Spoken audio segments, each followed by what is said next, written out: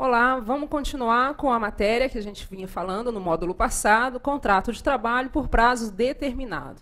Nós agora vamos falar do contrato por prazo determinado por experiência. Ontem nós falamos do temporário e hoje do por experiência. O que acontece no contrato por experiência? Ele é fixado pelo prazo de 3 meses, de 90 dias, quer dizer. Aliás, esse é um erro muito comum. Quando nós falamos 3 meses, nós estamos errando, porque a CLT traz para nós 90 dias. Então, sempre que um contrato por prazo determinado, por experiência for feito, ele será feito pelo prazo máximo de 90 dias. Como é que funciona esse contrato? Eu contrato o empregado, normalmente, com carteira assinada, com todos os direitos advindos da CLT, hora extra, FGTS, tudo. Só que nesse momento eu vou fazer uma experiência com esse empregado. Nós vamos experimentar se esse empregado serve ou não para o âmbito empresarial. Servindo, esse contrato, como qualquer outro contrato, se transforma em indeterminado. Então, nessa hipótese, o prazo máximo é de 90 dias, ok? Bom, como a gente viu, o contrato por prazo temporário, ele está previsto no artigo 443, parágrafo 2º da CLT, e o prazo máximo, nesse caso, é de 2 anos. Renata, posso fazer ele por menos de 2 anos? Posso. Só que a gente sempre vai ter que observar o seguinte: a prorrogação desse contrato não pode ultrapassar uma única vez. Então, funciona assim. Olha aqui na tela, vamos dar uma olhada. Eu contrato o empregado pelo prazo de 8 meses, como a gente falou no módulo passado. 8 meses. O contrato continua, aquela temporariedade, aquela transitoriedade do serviço continua e eu não tenho como, eu teria que prorrogar esse contrato por mais aproximadamente 8 meses. Eu posso? Posso. Eu faço uma cláusula por escrito, um aditivo de contrato, prorrogo por mais 8 meses, sem problema algum. Quando eu tenho 8 meses, eu tenho, no total, 16 meses. E, em razão disso, eu não tenho 2 anos. Então, eu só posso prorrogar uma única vez por um período. Não precisa ser período igual, nesse caso aqui nós fizemos, mas pode ser um período menor ou maior, desde que o total não ultrapasse 2 anos. Ok? E se ultrapassar 2 anos, o que acontece? Aquele contrato que era temporário, ele se transforma em indeterminado. Basicamente, muda alguns direitos do empregado com relação à sua demissão, porque agora ele não tem mais um prazo para quando o contrato dele vai acabar. Então, a gente vai ver mais para frente que, nessa hipótese, ele passa a ter direito ao aviso prévio, liberação do FGTS com 40%. Ok? Mas, fora isso, 2 anos, no máximo. E o contrato de experiência, ele pode ser prorrogado também? Pode sim. Vamos fazer assim a seguinte situação. Eu fixo um contrato por experiência pelo prazo de 60 dias. Prestar atenção que, a partir de agora, eu não falo mais de mês, eu falo de dia. Fechei um contrato por experiência por 60 dias. Fim dos 60 dias, o empregador tem a necessidade de experimentar um pouco mais aquele empregado. Ele pode prorrogar? Pode. Ele prorroga, por exemplo, por mais 10 dias, sem problema algum. O total aqui, 70 dias. O que acontece com esses 70 dias? Ele não ultrapassa 90 dias. Então, diante disso, essa prorrogação é válida? Completamente válida. O que não pode acontecer é eu prorrogar, nessa hipótese, por igual período, porque aqui eu terei 120 dias. 120 dias não é mais contrato de experiência, passa a ser contrato por prazo indeterminado. Aliás, sempre que ultrapassar um único dia do contrato de experiência ou do contrato temporário, ele passa a ser o quê? Contrato por prazo indeterminado. Então, eu posso prorrogar, fazer um contrato de 30 mais 30, sem problema algum. 45 com 45, ok. Aliás, esse é o mais utilizado. Posso fazer de 50 com 40? Sem problema. Agora, eu posso fazer 60 mais 60? Não. Posso fazer 30 mais 30 mais 30? Também não, porque só pode haver uma única prorrogação. Isso é muito importante nos contratos de experiência e no contrato temporário. Ok? Aliás, o contrato temporário ele é muito utilizado no final do ano, assim como também em época de Páscoa, em época de festa dos Dias das Mães. dos Dias dos Pais, da época dos namorados, porque são os contratos, é a época que o empregador precisa acrescer os seus trabalhadores em razão de demandas temporárias, ok? Então, esse é o contrato por prazo determinado. Bom, posso fazer contratações sucessivas? Posso sempre. Agora, a gente sempre vai ter que observar o seguinte: entre um contrato e o outro, não pode, quando a gente faz, eu contrato, termino o contrato e daqui a pouco eu vou fazer um outro contrato com aquele empregado. Eu posso esperar? Posso fazer? Posso, mas eu tenho que observar, como a gente já disse no passado, um prazo de pelo menos 6 meses, ok? Bom, contratações sucessivas, que foi o que a gente estava falando agora com relação ao contrato, desde que tenha 6 meses. É permitido uma hipótese de menos tempo? Não é permitido. Porque 6 meses a gente tem, é um prazo que a gente considera que a empresa se modifica com relação à sua estrutura, com relação à organização, com relação até à produção, à produtividade. Então, por exemplo, uma fábrica de chocolate que contratou para a época do Dia dos Namorados, por prazo temporário, por, sei lá, 8 meses, terminou aquilo ali, chega mais ou menos em agosto, julho, agosto e setembro, mais ou menos, porque julho está muito próximo, ele começa a ter a necessidade de contratar novamente, por exemplo, por uma questão de Páscoa. Bom, em razão disso, aquele empregado que ele contratou no passado e que já tinha terminado o contrato, se não tiver 6 meses, ele vai ter uma problemática na Justiça do Trabalho de considerar um contrato único. E aí, nessa hipótese, o contrato é indeterminado. Ok? É o princípio da continuidade, voltando a falar dele, como a gente falou no passado. Vamos seguir. A gente vai agora falar de alteração do contrato de trabalho. É um dos princípios do direito do trabalho, que a gente tem também, que é com relação à possibilidade ou não de alteração desse contrato de trabalho. Eu posso alterar? Bom, o que a CLT diz para a gente? Ele diz que a gente pode sim alterar o contrato de trabalho, mas essa alteração não pode causar prejuízo direto ou indireto para o empregado. Vamos dar uma olhada aqui? Está aqui grifado, ó, não seja unilateral ou haja prejuízo direto ou indireto ao empregado. Como que é esse prejuízo indireto? Afeta com relação aos seus estudos, afeta com relação ao seu convívio familiar. Nessa hipótese, é uma alteração prejudicial. Então, sempre que houver uma alteração unilateral, partindo por parte do empregador, e que prejudique o empregado, ele tem direito de se opor àquela alteração. Mas como é que vai fazer? Sempre tem essa dúvida.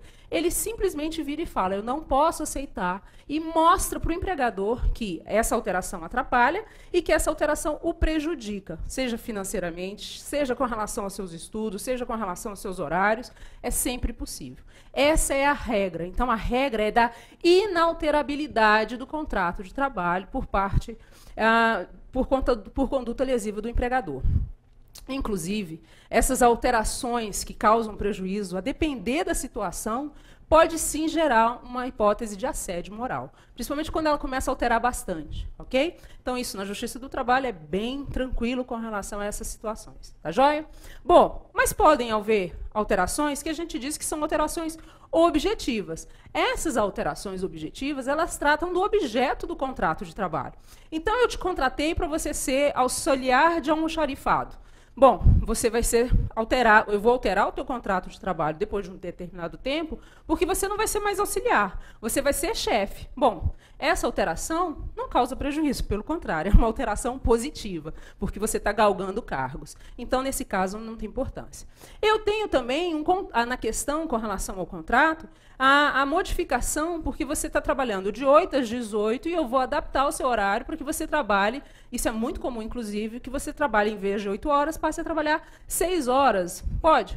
Não vejo problema, desde que não haja prejuízo salarial com relação a essa situação. Tá joia? Então, a gente tem essa questão do princípio da inalterabilidade contratual lesiva.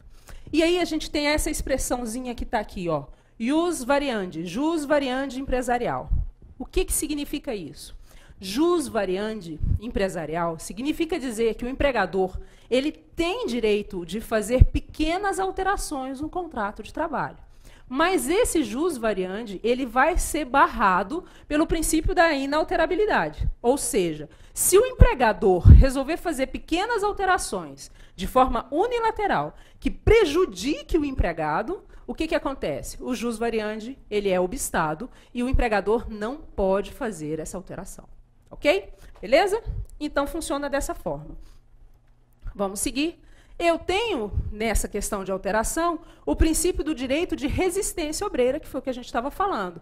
Ou seja, se a alteração for ilícita, eu tenho a possibilidade de virar para o empregado e para o empregador e falar: não quero essa alteração acontecendo.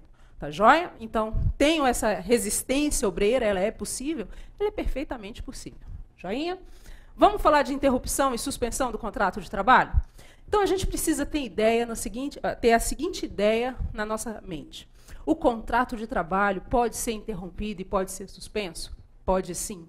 Pode causar... O que é essa interrupção ou essa suspensão do contrato de trabalho? É uma pausa. Imagina que é isso. É uma pausa na prestação de serviços, por algum motivo. E a gente vai ver alguns motivos aqui que são bastante interessantes e é importante da gente analisar.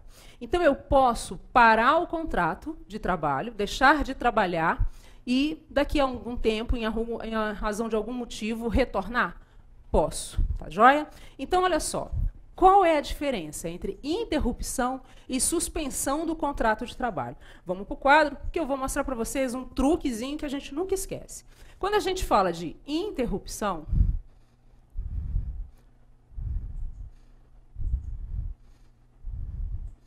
eu falo de uma pausa no contrato de trabalho em que o empregado deixa de trabalhar, mas continua recebendo remuneração.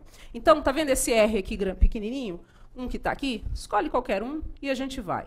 Se ele ele para de trabalhar e continua recebendo salário, eu tenho um R maior e eu tenho aqui, recebe remuneração.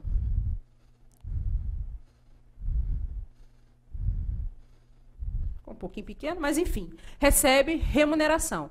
Atenção, qual é uma hipótese que você deixa de trabalhar e continua recebendo remuneração? Férias. Férias é uma interrupção do contrato de trabalho. Como assim? Você recebe o salário antecipadamente, com 2 dias de antecedência do início das férias. Então, é remuneração? É uma interrupção? É. Outra hipótese, atestado médico. Quando você apresenta um atestado médico para o empregador, ele abona aquela sua falta. Então, se é uma falta justificada, você deixou de trabalhar, mas você recebeu remuneração. Atenção quanto ao atestado médico, porque isso tem que ser bem observado. Um atestado médico de 15 dias, todo mundo sabe, ou quase todo mundo, na sua maioria, sabe que um atestado por 15 dias faz com que o empregador assuma os 15 dias. Portanto, interrupção. Mas quando o atestado é superior a 15 dias, por exemplo, 30 dias...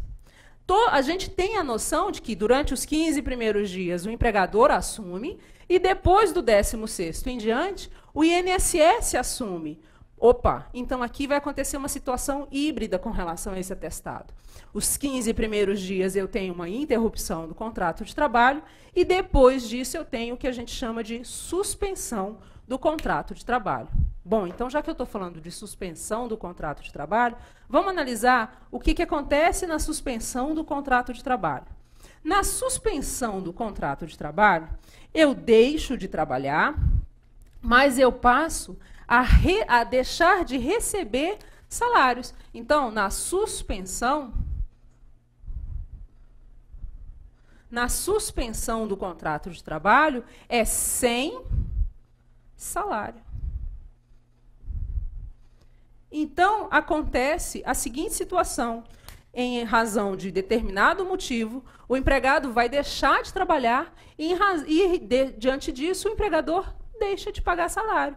Mas, Renata, não tem nada não recebe absolutamente nada.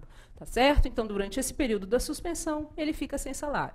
Que hipótese é essa? Bom, um atestado superior a 15 dias, que é o que a gente viu aqui, ou seja, ele vai passar a receber auxílio acidentário, auxílio doença, que seja. Aposentadoria especial. Nossa, aposentadoria especial. Isso, esse é um grande detalhe. A aposentadoria especial é uma hipótese de suspensão. Mas a gente aposentou, mas você aposentou especial, significa dizer que você pode voltar. Então, nessa hipótese, eu tenho uma suspensão do contrato de trabalho. Joinha? Vamos observar uma situação? Como que fica, deixa eu apagar aqui, como que fica a questão com relação à contagem de tempo de serviço e tudo mais. Bom, se na interrupção eu continuo recebendo salário, é como se eu estivesse trabalhando. Então, nessa hipótese, a contagem por tempo de serviço ela é mantida. Tá joia? Já na suspensão, como eu deixo de receber salário, deixa de haver recolhimentos previdenciários, deixa de haver recolhimentos fundiários, o que acontece nessa hipótese? Nessa hipótese, a contagem por tempo é cessada. Eu paro a contagem de tempo de serviço para todos os fins. Para fins de adquirir, por exemplo, um benefício na empresa, um benefício previdenciário, um bônus, um quinquênio, um anuênio, vai parar, tá certo? Mas eu tenho garantia, o meu contrato, ele vai vigir? Vai, salvo cláusula em contrário, não vai haver problema nenhum com relação ao seu contrato, eu não posso rescindir o seu contrato de trabalho durante esses períodos. O artigo 473 e o artigo 476 da CLT vai elencar uma série de hipóteses de suspensão e de interrupção do contrato de trabalho. É legalzinho dar uma olhada lá, mas assim, a maioria das vezes a gente tem licença maternidade, licença paternidade, auxílio-doença, atestados médicos, doação de sangue. A gente tem duas licenças que a gente chama com nomes diferenciados, que a gente tem a licença gala e a licença nojo. Bom, para facilitar, a licença gala é do casamento. Como é que a gente faz para imaginar? Num casamento que a gente vai, geralmente a gente tem que ir arrumado, mais arrumadinho, enfim, né? Esporte fino e tal. Licença gala. Já na licença nojo, eu costumo brincar que o cadáver não é uma coisa muito agradável. Então, licença nojo, assim a gente não esquece, tá certo? Licença gala, 5 dias. Licença nojo, 2 dias. 2 dias, 2 dias. O que acontece naturalmente é que algumas convenções coletivas de trabalho trarão para a gente um tempo maior para licença nojo, um tempo maior para licença gala, e assim vai. Tá, ok? Então, o contrato continua vigindo normalmente. E quando eu for retornar para o trabalho? Quais são os meus direitos? Quais são as minhas garantias ao retorno do trabalho? Você tem garantia, o empregado tem garantia de retornar para a mesma atividade que exercia e ganhando a remuneração que hoje o cargo tem. Então, supondo que na época que ele parou de trabalhar, ele recebia R$800, e daqui a 6 meses ele retorna por algum motivo, ou foi suspensão, ou foi interrupção, mas daqui a 6 meses ele retorna. Quando ele retornar, se o salário tiver R$1.000, ele vai receber R$1.000, mas exercendo o mesmo cargo. Ou seja, eu não posso deixar de pagar as vantagens que aquele cargo teve durante o período do afastamento do empregado. Joinha? Vamos seguir.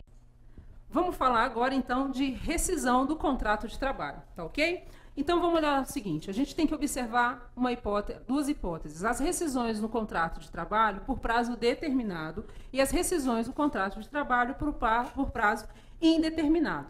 Quando eu falar de justa causa e de rescisão indireta do contrato de trabalho e culpa recíproca, isso também se aplica ao contrato por prazo determinado. Então, a gente tem que analisar a seguinte situação. Um contrato por prazo determinado, lembrando que são aqueles por experiência e temporários, de no máximo 90, no máximo 2 anos, nós temos já uma pré-determinação, numa cláusula no contrato, de quando ele vai terminar. Sabendo disso, o empregado não tem que criar a expectativa de que vai permanecer no emprego. É difícil fazer isso, mas geralmente a gente cria essa expectativa, que não deveria. Mas eu sei que daqui a 2 anos, daqui a 1 ano, daqui a 90 dias, daqui a 45 dias, o meu contrato de trabalho vai rescindir. Como eu já tenho essa cláusula inserida na minha cabeça, eu não tenho a hipótese de concessão do aviso prévio nessa hipótese. Mas como é que funciona? O que é que eu recebo? Porque o contrato vai terminar normalmente. Eu sou uma empregada, mas o meu contrato termina naquele período? Termina. O que é que o empregado recebe nessa hipótese? Olha lá, ele vai receber saldo de salário. O que é saldo de salário? São os dias trabalhados no mês da rescisão. Então, se tem 20 dias que eu estou no mês de março, por exemplo, 20 dias de salário será o que eu vou receber. Pega a remuneração, o salário, divide por 30, multiplica por 20, eu vou saber o valor do saldo de salário. O que mais que ele recebe? Ele recebe 13º salário. Pode ser integral, pode ser proporcional, vai depender da época da rescisão do contrato. Então, eu recebo o 13º salário? Recebo. Comecem a observar que, diferente do que a gente imagina, o contrato de trabalho por prazo determinado é um contrato que gera praticamente todos os efeitos de um contrato por prazo indeterminado, à exceção das verbas rescisórias, realmente. O que mais que eu recebo? Eu recebo férias mais 1/3. Mas, Renata, tem menos de 1 ano de contrato de trabalho, eu recebo férias? Recebo normalmente. Nessa hipótese, eu vou receber férias proporcionais ou até mesmo férias integrais, por exemplo, na hipótese de um contrato por 1 ano, 1 ano e meio, vai depender da situação. Eu tenho a liberação do FGTS. Ah, libera o FGTS? Ó, atenção, libera o saldo do FGTS sim, mas eu não tenho a multa fundiária, que a gente chama, a multa de 40% do FGTS. Por que eu não tenho? Porque eu já sei quando aquele contrato vai terminar. Se eu já sei que aquele contrato vai terminar, não tem a necessidade de ser indenizada pela rescisão do contrato de trabalho. Joinha? Portanto, não tem direito à multa do FGTS e nem ao aviso prévio, porque o contrato termina normalmente. Tá joia? E pela rescisão antecipada? Pode haver uma rescisão antecipada do meu contrato de trabalho por prazo determinado? Pode sim. E aqui a gente vai ter que verificar 2 situações. Se tem a cláusula assecuratória de direito recíproco de rescisão ou se essa cláusula não existe. Se essa cláusula existir, se essa cláusula não existir, quer dizer, vamos começar por ela que é mais fácil, como é que funciona o meu contrato de trabalho nessa hipótese? A gente vai ver se foi iniciativa do empregador ou iniciativa do empregado. Olha só, o artigo 479 é que traz para a gente essa hipótese da cláusula assecuratória ou sem a cláusula assecuratória do direito. Olha só, se a gente observar aqui, a gente vai verificar que eu estou pagando praticamente todas as verbas rescisórias do empregado. Todas as verbas rescisórias. Por quê? Porque quando existe essa cláusula, eu vou fazer o quê? Quando não existe essa cláusula, eu transformo o contrato de trabalho por prazo determinado em indeterminado para fins rescisórios, ou seja, é só para fins rescisórios, e pago todas as verbas atinentes a um contrato por prazo indeterminado. Portanto, o que eu vou pagar? 13º, férias, vou sacar FGTS com 40%, vou pagar saldo de salário, ou seja, vou pagar tudo. Olha lá o artigo 479. Nos contratos que têm um termo estipulado, o empregador que, sem justa causa, despedir o empregado, será obrigado a pagar-lhe a título de indenização e por metade a remuneração que teria direito. Ou seja, nessa hipótese, eu tenho uma cláusula. Tendo uma cláusula, o que vai acontecer? Eu pago metade da remuneração que falta, que finda para o contrato. Se falta 20 mil reais, pago 10 mil reais por indenização. A bem da verdade que dificilmente você vai ver essa cláusula sendo utilizada. Geralmente a gente usa essa cláusula nos contratos por prazo de experiência. Tá ok? Beleza? Bom, e se o empregado tomar essa iniciativa de antecipar a rescisão do contrato? A mesma via que vai, volta, ou seja, o empregado tem que conceder o aviso prévio, o empregado tem que indenizar, mas com atenção. Essa indenização do empregado para com o empregador não pode ser superior ao valor que ele receberia de indenização, tá joia? Então, se ele receberia uma indenização de 10 mil reais, ele vai ter que indenizar pelos prejuízos causados ao empregador diante da rescisão indireta do contrato, mas essa indenização não pode ser superior do que os 10 mil reais, por exemplo, tá joia? Dificilmente a gente vê a aplicação do lado do empregado tomar essa iniciativa, salvo situações bem específicas e tudo mais, tá joia? Tranquilo? Bom, falamos das cláusulas de antecipação, vamos falar agora da rescisão do contrato de trabalho por prazo indeterminado, que está aqui. A gente tem, nessa hipótese, 2 iniciativas. Iniciativa do empregador ou iniciativa do empregado. Aqui a gente vai analisar a iniciativa do empregador primeiro. Nesse caso, a rescisão do contrato de trabalho é decidida pelo direito que o empregador tem, lembra daqueles poderes que ele tem? Então, dentro dos poderes, ele vai falar o seguinte: eu quero rescindir o contrato de trabalho do meu empregado. Essa rescisão pode ser motivada ou não motivada. Vamos lá? Bom, se for sem motivo, sem justa causa, a gente vai ter que observar o seguinte: o empregador decide por fim ao vínculo empregatício e ele avisa o empregado, que é um direito dele, ele avisa o empregado com uma antecedência específica, que hoje na Constituição é uma antecedência mínima de 30 dias, mas a gente vai ver quando a gente falar de aviso prévio, as hipóteses que aumentam um pouquinho por conta da alteração que houve na legislação, mas mínimo de 30 dias, eu aviso de que daqui a tantos dias o contrato de trabalho dele será rescindido para o empregado. Esse comunicado é por escrito. O ideal é que ele seja por escrito. Por quê? Vamos lembrar? Por conta do princípio da continuidade, que nós já falamos. Como é do empregador o ônus da prova de demonstrar o motivo da rescisão do contrato, e que aquele contrato acabou, ele tem que fazer o aviso prévio. E fazendo o aviso prévio, ele faz por escrito, em razão do princípio da continuidade. Então, diante disso, o que eu, empregado, que estou com o meu contrato sendo rescindido, receberei? Eu tenho direito de receber saldo de salário, que a gente já falou. Eu tenho direito de receber férias vencidas ou proporcionais. Tenho direito de receber 13º salário. Tenho direito de receber o aviso prévio. Aqui, uma pausa. Esse aviso pode ser trabalhado, como ele pode ser indenizado. Nós falaremos disso mais para frente. Eu tenho direito de sacar o meu saldo do FGTS, acrescido nessa hipótese da multa de 40%. 40% da multa do FGTS. Ah, mas eu ouvi dizer que é 50%. Não, o empregado leva 40%.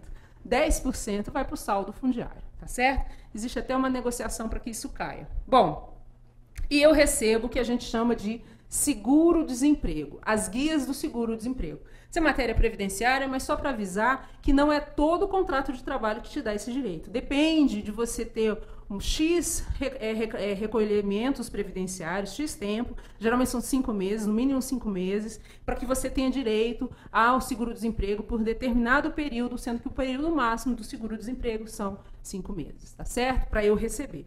Eu tenho que contribuir no mínimo 5, para receber no máximo 5, tá joia? É gradual. Bom, e aí eu tenho as dispensas com justa causa. Nessa hipótese, o empregador vai decidir demitir o empregado em razão de algum motivo, de algum fato que o empregado ocasionou.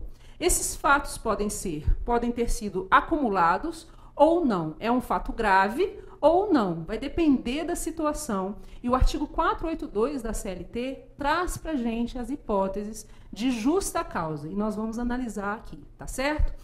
Nós vamos analisar essas hipóteses, inclusive, por justa causa, no próximo bloco. Tá joia? Até mais.